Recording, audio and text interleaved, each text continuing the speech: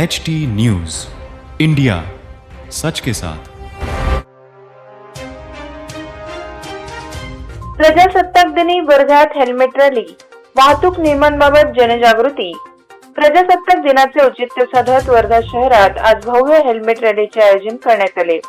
वाहतूक नियंत्रण शाखा आणि उपप्रादेशिक परिवहन कार्यालय वर्धा यांच्या संयुक्त विद्यमाने ही रॅली काढण्यात आली। या रॅलीचा मुख्य उद्देश नागरिकांमध्ये वाहतूक नियमांबाबत जागरूकता निर्माण करणे हा होता। दुचाकी चालवताना हेल्मेटचा वापर, चारचाकी वाहनांसाठी सीट बेल्ट, मद्यपान करून वाहन चालवू नये, तसेच वाहन चालवताना मोबाईलचा वापर टाळावा असे संदेश या रॅलीद्वारे देण्यात आले। अप्पर पोलीस अधीक्षक सदाशिव वाघमारे आणि उपप्रादेशिक परिवहन अधिकारी स्नेहा मेंढे यांच्या हस्ते हिरवी झेंडी दाखवून रॅलीला सुरुवात झाली। यावेळी परिवहन विभाग आणि पोलीस विभागाचे अधिकारी व कर्मचारी मोठ्या संख्येने उपस्थित होते। या उपक्रमात स्कूल बस चालक संघटना, मोटर ड्रायव्हिंग स्कूलच्या सदस्यांनी उत्स्फूर्त सहभाग नोंदवला। वाहतूक पोलिसांकडून नागरिकांना थेट मार्गदर्शनही करण्यात आले।